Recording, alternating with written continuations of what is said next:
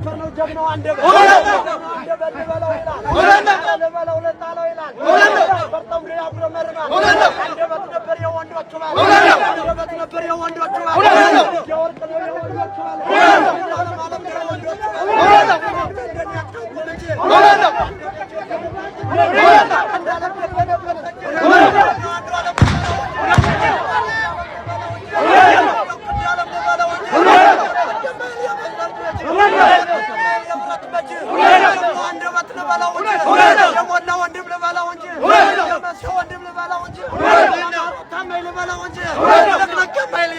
Let's go.